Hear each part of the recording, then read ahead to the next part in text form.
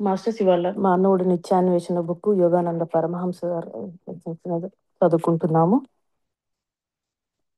ఇవాళ ఏం చెప్పుకుంటున్నామంటే మనం అనంతం నుంచి పరిమితంలోకి దిగి వచ్చామని చెప్తున్నారు. అంటే మనం అనంతం అంటే మన అనంత నుంచి లోకాల నుంచి పరిమితంలోకి అంటే ఈ పరిమిత సృష్టిలోకి దిగి వచ్చామని చెప్తున్నారు. బాహ్య విషయాల నుండి మన దృష్టిని వెనక్కి మళ్లించి సత్యం అనే మూలస్థానం వైపుకు కేంద్రీకరించటమే యాగం. ఏమంటున్నారంటే మన బాహ్య విషయాలంటే ఈ భౌతికమైన విషయాలను మన దృష్టిని వెనక్కి మళ్లించి అంటే మన దృష్టిని వెనక్కి మళ్లించి సత్యం అనే మూల స్థానం వైపు కేంద్రీకరించడమే యాగం. యాగం అంటే ఏంటంటే ఏదైనా లక్ష్యం కోసం మనం చేసే కృషి. అంటే ఏం చెప్తున్నారంటే మనం భౌతిక విషయాల్ని పక్కన పెట్టి మనం బ్యాక్కి వెళ్ళిపోయి ఒక స్టెప్ బ్యాక్కి వెళ్ళి సత్యం అనే దాన్ని పట్టుకొని దాని మీద ఫోకస్ చేయటమే మన దాని మీద ఫోకస్ చేయటమే మన ప్రధాన కర్తవ్యం అని చెప్తున్నారు. ఈ విధంగా చేసినప్పుడే భగవంతుడు తన చేతనను ఏ విధంగా భవింపజేసి అసంఖ్యాక పరిమిత రూపాలు గల తన జీవులను అని నివసించే విశ్వాలను ఎలా మార్చాడో మనం తెలుసుకోగలం. ఏమంటున్నారంటే ఈ విధంగా చేసినప్పుడే భగవంతుడు తన కాన్షియస్ స్టేట్తో ఈ విధంగా గణింపజేసిన పరిమిత రూపాలు అంటే భగవంతుడు రకరకాల రూపాలను సృష్టించారనమాట. అయితే రకరకాల జీవులకి రకరకాల రూపాలు సృష్టించినప్పుడు అవి నివసించే విశ్వాలను ఎలా మార్చాడో మనం తెలుసుకున్నాం అని చెప్తున్నారు అనమాట. ఏమంటున్నారంటే ఫస్ట్ ఏం చెప్తున్నారంటే మన అనంత లోకాల నుంచి పరిమిత లోకంలోకి భౌతిక లోకంలోకి ఈ చిన్న ప్రపంచంలోకి వచ్చాము. అయితే బాహ్య విషయాల్ని పక్కకు పెట్టి కొంచెం వెనక్కి జరిగి ఈ ఎప్పుడైతే ఈ సత్యం అనే మూలస్థానాన్ని పట్టుకొని దాని మీద దృష్టిని కేంద్రీకరించి అలానే భగవంతుడు తన కాన్షియస్ స్టేట్స్ ఏం చేస్తున్నాడంటే గణింపజేసిన రకరకాల జీవుళ్ళు రకరకాల రూపాలు ఇచ్చాడు కదా, వాటికి ఏ విశ్వాల్లో నివసిస్తున్నాయో వాటిని ఎలా మార్చాడో మనం తెలుసుకోగలం అని చెప్తున్నారు అనమాట. ఆయన సృష్టించిన వాటన్నిటిలోకి మానవ శరీరం చాలా సంక్లిష్టమైనది. అయితే భగవంతుడు సృష్టించిన అన్ని శరీరాల్లోకి అన్ని జీవుల్లోకి మానవ శరీరం చాలా క్లిష్టమైనది అని చెప్తున్నారు అనమాట. వీర్యం అండం కలిసి ఏర్పడిన ఒక కణం విభజన చెందుతుంది. అంటే మానవ శరీరం ఎలా జరుగుతుందంటే వీర్యం అండం కలిసి ఏర్పడిన ఒక మూల కణం విభజన జరగటం వల్ల మనం వచ్చాము అని చెప్తున్నారు అనమాట. ఈ విధంగా అనేక సార్లు విభజన చెందుతూ తన చుట్టూ కోట్ల కణాలు నిర్మించుకుంటూ దివ్యాత్మ చైతన్యానికి నిలువైన దేహాలయాన్ని సృష్టిస్తుంది. ఏమంటున్నారంటే ఇలా ప్రతిసారి ప్రతి క్షణము అనేక సార్లు విభజన జరుగుతూ చుట్టూ కోట్ల కణాలను నిర్మించుకుంటూ దివ్యాత్మ చైతన్యానికి నిలువైన దేహాలయాన్ని సృష్టించుకుంటున్నాం అంటే ఏమంటున్నారంటే ఇట్లా మన చావు పుట్టుకలు ఇట్లా వస్తూ అట్లానే మన బాడీలో సెల్స్ కూడా ప్రతి 15 డేస్కి చనిపోయి పుట్టడం ఇట్లా కోట్లాని కణాలు చనిపోవటం పుట్టడం ఇట్లా జరుగుతూ ఉంటూ అలానే నిర్మించుకుంటూ ఈ దివ్యాత్మ చైతన్యానికి ఆ దేహాలయం నిలువైన దేహాలయాన్ని సృష్టించుకున్నామంట. అంటే ఈ దివ్యాత్మ మన ఆత్మ ఏమి చేయలేదు కాబట్టి అంటే దానికి తెలుసు అసలు ఎందుకు వచ్చాము ఇది తెలుసు. కానీ మనం పని చేయాలంటే శరీరం కావాలి కాబట్టి ఆ శరీరాన్ని నిర్మించుకొని దాన్నే దేహాలయం అంటున్నాం అనమాట. ఆ దేహాలయాన్ని నిర్మించుకొని ఈ దివ్యానుభూతిని మనం పొందగలుగుతామని చెప్తున్నారు అనమాట. ఒక గ్రాము మాంసంలో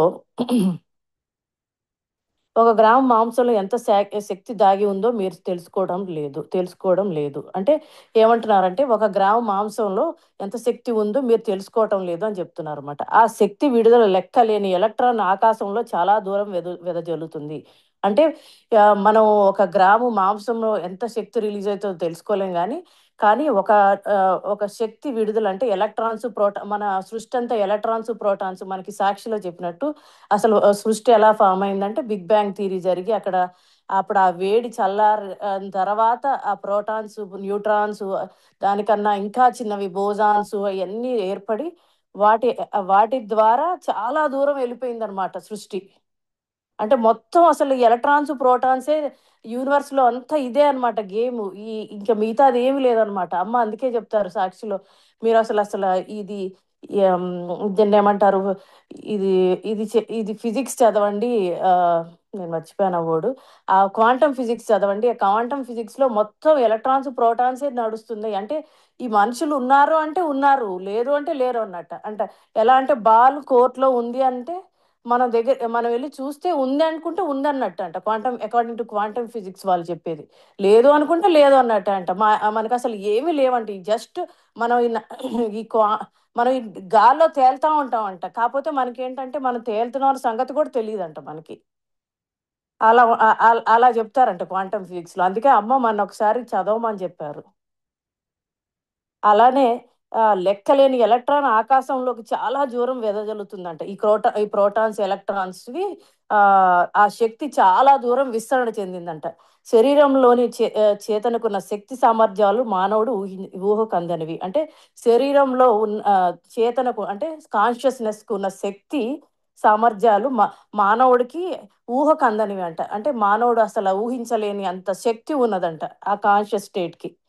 పైకి కనపడేటట్టు మన శరీరం మాంసంతో తయారైన ఆ మొరటైన మాంస కణాలు వెనక విద్యుత్ ప్రవాహాలు, ప్రాణ ప్రవాహాలు ఎన్ని ఉన్నాయో అంటున్నారు. ఏమంటున్నారంటే మన శరీరం మాంసంతో తయారైనా కానీ ఆ మొరటైన మాంస కణాలు వెనక విద్యుత్ శక్తి ప్రవాహాలు, ప్రాణ ప్రవాహాలు ఎన్ని ఉన్నాయో అంట. అంటే ఈ ఈ ఈ శరీరం మాంసముద్దతో తయారైన శరీరం, ఏదైతే ఈ మొరటైన శరీరం ఉన్నదో అది ఆ కణాలు అంటే ఆ శరీరంలో విడుదల చేసే కణాలు శక్తి ఎంత దూరం ఎలా ఉన్నదంటే చాలా దూరం ప్రవహిస్తుందంట. ఈ సూక్ష్మ శక్తుల వెనక ఆలోచనలు, తెలివితేటలు అంటే ఈ ఈ ఎప్పుడైతే ఈ కాంతి వెనక ఉన్నది ఏంటి అంటే తెలివితేటలు అని చెప్తున్నారనమాట. అంటే ఈ అంటే వెళ్ళే కొద్దీ సూక్ష్మం అవుతాయి కదా! మనోభావాలు సూక్ష్మమైనవి. అన్నట్టు ఇంకా దానికన్నా వెళ్తే ఇంకా సూక్ష్మం అయ్యే కొద్దీ ఏమవుతదంటే ఎనర్జీ ఎక్కువ ఉంటదనమాట. సో, ఆ సూక్ష్మ శక్తుల వెనక ఆలోచనలు, తెలివితేటలు ఉన్నాయని చెప్తున్నారంట. ఆలోచన అంతులేనిది. ప్రపంచం సృష్టి అయినప్పటి నుండి ఊహించలేని సంఖ్యలో ఆలోచనలు ప్రయాణం చేశాయి. అంటే ఆలోచనలంట అంతులేనివి. అంటే దానికి ఎండ్ లేదనమాట. ఎండ్ లేని ఆలోచనలుంటాయంట. ప్రపంచం సృష్టి అయినప్పటి నుండి అంటే ప్రపంచం అసలు ఈ సృష్టి అప్పటి నుండి ఊహించలేని సంఖ్యలో ఆలోచనలు చేశారంట ప్రతి ఒక్క మనిషి. మనం వాటిని లెక్క కట్టలేం కానీ, మీ ఒక జీవిత కాలంలో ఎన్నో ఆలోచనలు, భావనలు మీరు వ్యక్తం చేశారో చూస్తే ఒక అవగాహనకొచ్చే అవకాశం ఉంది. అంటే మనం ఈ జీవిత కాలంలో ఈ ఒక్క జీవితం గాదు. ఇంకా మనం పాస్ట్ జన్మలు వాటిల్లో గూడా ఎన్నో ఆలోచనలు చేశామంట. ఆ ఆలోచనలు మనం ఒక్కసారి చూస్తే అసలు అవి లెక్క కట్టలేని ఆలోచనలంట. అంటే ఇప్పుడు చెప్పారు కదా! అంతులేనివి. అట్లానే ఇది గూడా అంతులేని ఆలోచనలు చేశామంట. అంటే ఈ జన్మలో ఎన్ని మిలియన్ల ఆలోచనలు చేసాం. ప్రతి నిమిషం ఆలోచన నడుస్తూనే ఉంటది. మనం ఒకటి చేస్తుంటే అలానే ఇప్పుడు లాస్ట్ వీక్ అమ్మ చెప్పారు గదా! మన మెడిటేషన్‌లో కూర్చున్నప్పుడు మనం శ్వాస మీద ధ్యాస పెట్టినప్పుడు ఆలోచన వస్తది. ఆలోచన రావటం మంచిదే. కానీ మీరు ధ్యానం కంటిన్యూ చేయండి. ఒక నిమిషం చెప్పుకోండి. ఏమంటారు? "ఒక క్షణం ఆగు. నీతో నేను తర్వాత మాట్లాడతాను. జ్ఞానం కంటిన్యూ చెయ్యి" అని చాలా చెప్తారు గదా! అలానే మనం గూడా ఏం చెప్తున్నారంటే, ఈ ఆలోచనలు అంతులేని ఆలోచనలు. ఒక జన్మైతే లెక్క ఏమో ఒక 1,00,000 మాకు మిలియన్, ట్రిలియన్ అని చెప్పుకోగలుగుతాం. ఎన్నో గత జన్మల ఆలోచనలు లెక్కలేనివి, లక్షల్లో ఉన్నాయి అని చెప్తున్నారనమాట. అవి లక్షల్లో ఉన్నాయి. మీరు ఈ ఏడాది మొత్తం చేసిన ఆలోచనలు, కనీసం ఈరోజు చేసిన ఆలోచనలు గుర్తు తెచ్చుకోవటానికి ప్రయత్నించండి. అంటే ఒక ఏడాది క్రితం చేసినయి గానీ, ఈ ఒక్క రోజులోనే చేసిన ఆలోచనలను గానీ గుర్తు తెచ్చుకోవటానికి ప్రయత్నించండి అని చెప్తున్నారనమాట. ప్రతి మానవుడు లెక్కకు రాని గత యుగాలన్నిటిలోనూ చేసిన మొత్తం ఆలోచనలన్నిటిని పరిగణలోకి తీసుకోండి. ఏమంటున్నారంటే ప్రతి మానవుడికి లెక్కకు రాని అంటే ఆయనకు కూడా ఆ మానవుడికి గూడా తెలియని లెక్కలేని అన్ని ఆలోచనలు యుగాలన్నిటిలో చేసిన మొత్తం ఆలోచనల్ని పరిగణలోకి తీసుకోండి అని చెప్తున్నారన్నమాట. అంటే గుర్తు తెచ్చుకోండి అని చెప్తున్నారన్నమాట. భగవంతుడికి అవన్నీ తెలుసు. మనకైతే గుర్తుండవు గానీ, భగవంతుడికి మాత్రం అన్నీ తెలుసన్నమాట. ఎందుకంటే ఆయనే మనని సృష్టించాడు గాబట్టి. కనీసం ప్రకృతిలో జరిగే సూక్ష్మ గోచరమైన విషయాలనే మనసు గ్రహించలేదు. అంటే ప్రకృతిలో చాలా సూక్ష్మంగా జరిగేవి ఉంటాయి గదా! అవి మనసు గ్రహించలేదు అని చెప్తున్నారనమాట.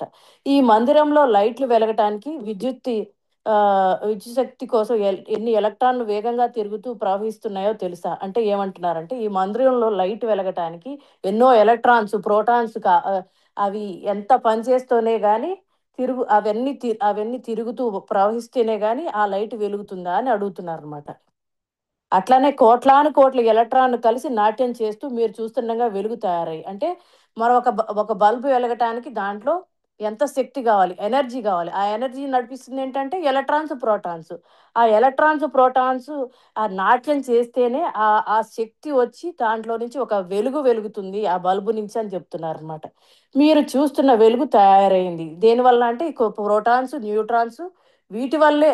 అంటే ఈ ఈ ఇవి ఇవి వీటి ఈ వాడే గేమ్ అనమాట. అంటే ఒక ఎనర్జీ ఫార్మ్ అయిందంటే ప్రోటాన్స్, న్యూట్రాన్స్ నుంచే. అంతకుముందు ఏంటంటే అది బిగ్ బ్యాంగ్ థియరీ అప్పుడు చల్లబడక ముందు అసలు ఏమి పదార్థం తయారవ్వలేదనమాట. చాలా స్మాల్ పార్టికల్స్ అంటారనమాట. అంటే అవి ప్రోటాన్స్ కన్నా ఇంకా చిన్నవంటారనమాట. ఆ తగ్గంగా తగ్గంగా ఒక అణువు ఫామ్ అయింది. అంటే అదే ప్రోటాన్. ప్రోటాన్ నుంచి ఇంకా స్మాల్ అటామిక్ పార్టికల్స్. దాని నుంచి ఇంకా బోజాన్స్, ట్రోజాన్స్ ఇంకా చాలా ఉన్నాయన్నమాట. అట్లా అవి దాని ద్వారానే ఈ విద్యుత్ కణాలు ఏర్పడి ఒక బల్బు తయారయ్యి అంటే దాంట్లో నుంచి ఆ వెలుగులో నుంచి ఒక అణువు, పరమాణువులు తయారయ్యి ఆ శక్తిని ప్రవహిస్తేనే ఆ బల్బు తయారైంది అని చెప్తున్నారనమాట. ఈ అత్యంత సూక్ష్మ కణాలు ఎంత వేగంగా ప్రయాణిస్తున్నాయంటే ఇక్కడి నుంచి న్యూయార్క్ నుంచి ప్రపంచంలోని మరో ప్రదేశానికి దేనికైనా కొద్ది క్షణాల్లో చేరడానికి ఎంత వేగంగా ప్రయాణించాలో అంతటి వేగంతో ప్రయాణిస్తున్నాయంట. ఏం చెప్తున్నారు? ఈ అణువులు, పరమాణువులు ఏం చేస్తున్నాయంటే ఈ సూక్ష్మాణువులు ఏమవుతున్నాయంటే ఎక్కడి నుంచి ఇక్కడి నుంచి న్యూయార్క్ నుంచి ఆ వేరే ప్రదేశానికి, అక్కడి నుంచి వేరే ప్రదేశానికి అట్లా ప్రయాణిస్తూ ఉన్నాయంట. అంతే కదా! ఇప్పుడు కరెంట్ ఉంది. ఇక మన ఇంట్లో ఉన్నాము. పక్కింట్లో నుంచి వేరే చోటు నుంచి అట్లానే ఇవి కూడా అట్లే కణాలు ప్రయాణిస్తున్నాయని చెప్తున్నారన్నమాట. కొద్ది క్షణాల్లో చేరటానికి ఎంత వేగంగా ప్రయాణించాలో అంతటి సమవేగంతో ప్రయాణిస్తున్నాయంట. శాస్త్రీయ పరిశోధనలు దీన్ని నిరూపిస్తున్నాయి. అంటే ఈ వేటికి ఎంతటి ఇవి కావాలో, ఎనర్జీ కావాలో ఆ టైం అప్పుడు ఆ ఎనర్జీ ఆ ఎనర్జీ దానికి తగ్గట్టు వెళ్తూ ప్రయాణిస్తున్నాయని సైంటిస్టులు చెప్తున్నారని చెప్తున్నారనమాట. ఎన్ని ప్రోటాన్లు, ఎలక్ట్రాన్లు కలిస్తే మన భూమి ఘనీభూతమైందని దాన్ని లెక్కించాలి ప్రయత్నిస్తే మనసు కొంతవరకే లెక్కపడు. అంటే ఎన్ని ప్రోటాన్స్, న్యూట్రాన్స్ కలిస్తేనే మన భూమి గణభూతమైంది. అంటే ఒక సృష్టి తయారైందనమాట. ప్రోటాన్స్, ఎలక్ట్రాన్స్ కలవబట్టి. సో, దాన్ని లెక్కించాలంటే ప్రయత్నిస్తే మన మనసు కొంతవరకే అంటే కొంతవరకే లెక్కించగలదు గానీ, మిగతాది ఇంకా అది లేనిదనమాట. అంతు లేని అన్ని ఉన్నాయన్నమాట. సో, దాన్ని లెక్క పెట్టలేరు అని చెప్తున్నారనమాట. ఆ తర్వాత ఆగిపోతుందంట. అంటే మనం సగం వరకే లెక్క పెట్టగలుగుతాం గానీ, ఇంకా ఉంది నేతి అనమాట. నేతి అంటే ఇంకా ఉంది అని అంటాం గదా! అలానే ఇది గూడా ఒక చోట వరకే లెక్క పెట్టగలుగుతాం. తర్వాత ఇంకా నెక్స్ట్ ఎక్స్‌టెన్షన్ మన వల్ల గాదు. మనకది సాధ్యం గూడా గాదు. అది మన తరం గూడా కాదని జెప్తున్నారు. శోధించే మనసుకు తెలిసేది అనంతంలా కనిపిస్తుంది. అంటే మనం ఎంతసేపు మన మనసు వెతికే కొద్దీ ఏమవుతుందంటే అనంతంలా కనిపిస్తదంట. శోధించే మనసు తెలిసేది అనంతంలా కనిపిస్తుందంట. అంటే మనం ప్రతిది వెతికే కొద్దీ ఇంకా ఉందని కనిపిస్తుందంట. ఎందుకంటే ఒక స్థాయికి అవలభావాలు ఎంత సూక్ష్మం అవుతాయంటే వాటిని అనుసరించడం కష్టమంట. ఎందుకంటే ఒక స్టేజ్‌కొచ్చిన తర్వాత ఏవైతే మనం లెక్క పెట్టలేనివి ఉన్నాయో వాటిని అంటే అవి చిన్నవయ్యే కొద్దీ సూక్ష్మం అవుతా ఉంటాయి కదా! వాటిని అనుసరించడం కష్టమే. అట్లనే వాటిని లెక్కించడం కష్టమే. అంటే ముందు ఇందాక చెప్పిన example big bang theory start అయినప్పుడు బాగా వేడుంది. ఆ వేడేమైంది? అది చల్లబరక ముందు ఒక సెమీ అటామిక్ పార్టికల్ ఫార్మ్ అయింది. ఆ సెమీ అటామిక్ పార్టికల్ ఇంకా చల్లారబడి ఆటమ్స్ ఫార్మ్ అయినాయి. ఆటమ్స్ నుంచి మళ్ళీ మాలిక్యూల్స్ నుంచి ఇంకా సబ్ అటామిక్ మాలిక్యూల్స్ ఇట్లా తర్వాత ప్రోటాన్స్ ఇట్లా డివైడ్ అయినాయి కదా! అలానే ఆహ్, ఫస్ట్ ఏమేంటి సూక్ష్మమైంది. అదే ఎక్కువ ఉంది. తర్వాత వీటి డివైడ్ అయ్యే కొద్దీ సూక్ష్మం అవుతున్నాయి. ఇంకా డివైడ్ అయ్యే కొద్దీ ఇంకా సూక్ష్మం అవుతున్నాయి. అట్లా మనం ఎంత డివైడ్ అయ్యే కొద్దీ అలా సూక్ష్మం అవుతున్నాయి.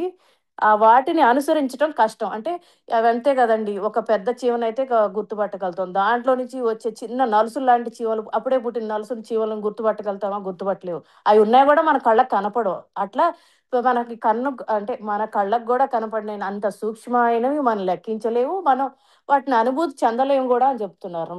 మనసు చొచ్చుకుపోలేని ఆ స్థాయి నుండి భగవంతుడు సారవంతమైన ప్రకాశాన్ని ప్రవహింపజేస్తాడు. అంటే మనం గుర్తించలేము గానీ, అవి ఉన్నాయి. మన సూక్ష్మమయ్యే కొద్దీ మనకు కనపడవు. మనకు ఏమి చేయవు గానీ, కానీ భగవంతుడికి అవన్నీ తెలుసు. ఆ సూక్ష్మమయ్యే కొద్దీ భగవంతుడు గుర్తించగలడు. వాటి ఆ సారాన్ని ప్రకాశింపజేయగలడంట. అది భగవంతుడికే సాధ్యం గానీ, సాటి మనిషికి సాధ్యం కాదు అని చెప్తున్నారు.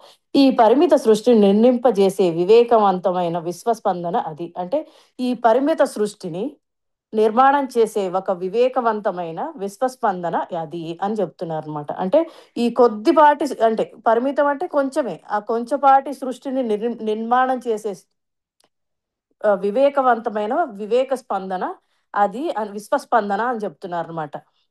అంటే అది ఒక విశ్వస్పందన మూలానే ఈ పరిమితమైన సృష్టిని నిర్మించుకోగలిగినాము అని చెప్తున్నారనమాట. అంతర్జ్ఞానం ద్వారానే భగవంతుడి నిజ స్వరూపం తెలుసుకోవచ్చు. ఏం చెప్తున్నారంటే అంతర్జ్ఞానం అంటే లోపల ఇన్నర్ ద్వారానే, ఆ లోపల ఆ జ్ఞానం ద్వారానే మనం భగవంతుడి నిజ స్వరూపం తెలుసుకోవచ్చు అని చెప్తున్నారు. మనం మనసును సరిగ్గా ఉపయోగిస్తే భగవంతుడు మనసుకు బుద్ధికి అతీతుడు. అంటే మనం మనసుని కరెక్ట్‌గా యూజ్ చేస్తే అంట భగవంతుడు మనసుకి, బుద్ధికి అతీతుడంట. ఆయనకు అవేం ఉండవంట అన్నమాట. సో, విషయాన్ని అర్థం చేసుకోవచ్చు. అంటే మనం కరెక్ట్‌గా గమనిస్తే భగవంతుడికి మనసుకి, బుద్ధికి వీటికి ఆయన ఆయనకి ఆయన అతీతుడనమాట. ఆయనకసలు అవి ఉండవనమాట. సో, అది అర్థం చేసుకోవాలని చెప్తున్నారు. ఆత్మకున్న అంతర్జ్ఞాన శక్తి ద్వారా మాత్రమే ఆయన నిజ స్వరూపాన్ని ఏ విధంగా అనుభూతులు తెచ్చుకోవాలో తెలుసుకోవచ్చు. అంటే మనమంట నార్మల్‌గా ఆయన్ని కనుక్కోలేము.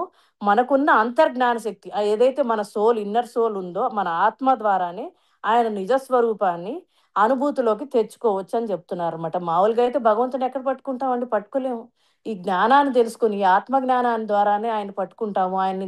ఆయన అన్వేషిస్తాము. ఆయన చూడగలుగుతాము. ఏదైనా రకరకాలు అంటే ఏదైనా పడుతదనమాట. ఆత్మ జ్ఞానం తెలుసుకుంటేనే. లేకపోతే భగవంతుడు మామూలుగా అయితే కనపడడు అని చెప్తున్నారన్నమాట.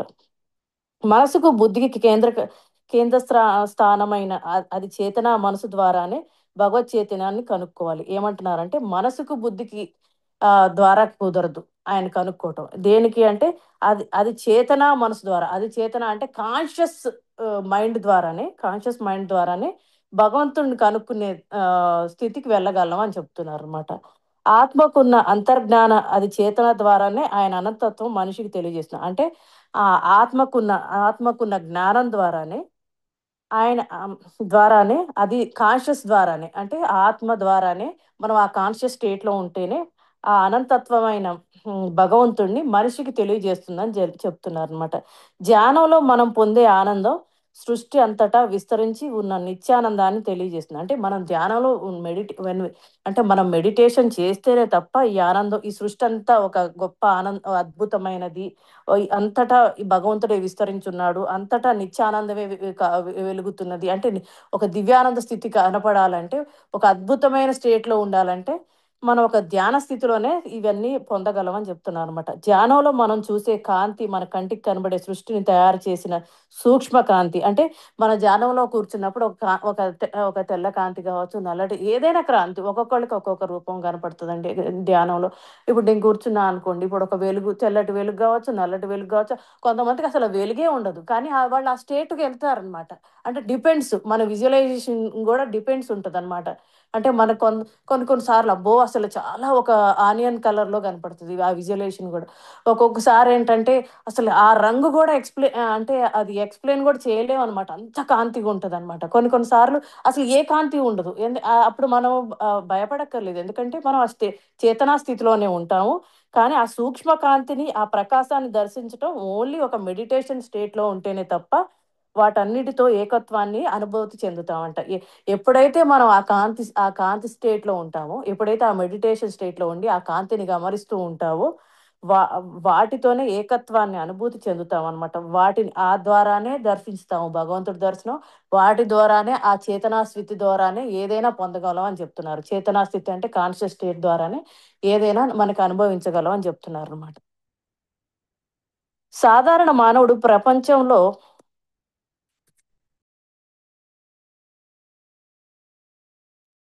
సాధారణ మానవుడు